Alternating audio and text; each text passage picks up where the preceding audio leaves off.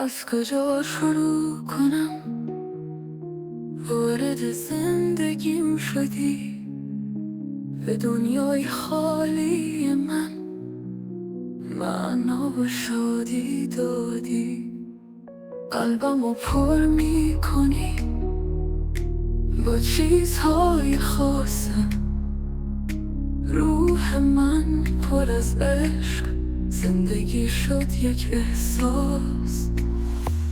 هر جا که میرم دیگه قصه ندارم، دستت رو میگیرم،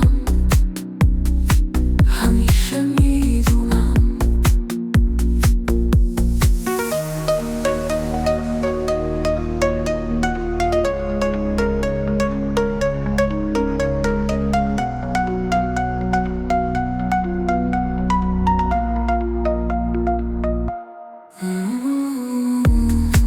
گذشته رو فراموش، آینده میشه روشن، با تو زندگی زیباست، پر از نور و عشق. هر جا که میرم دیگه قصه ندارم، دستت رو میگیرم،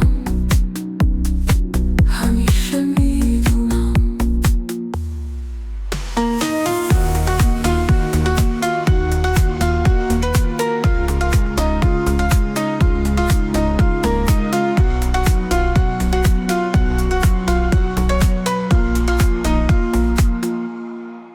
از کجا شروع کنم؟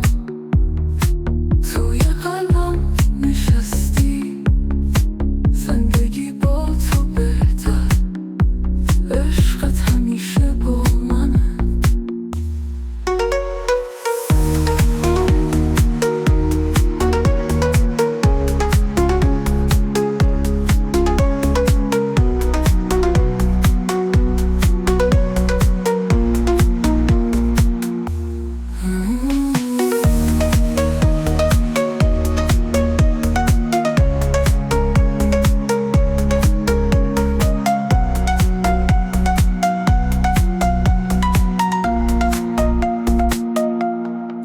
از کجا شروع کنم؟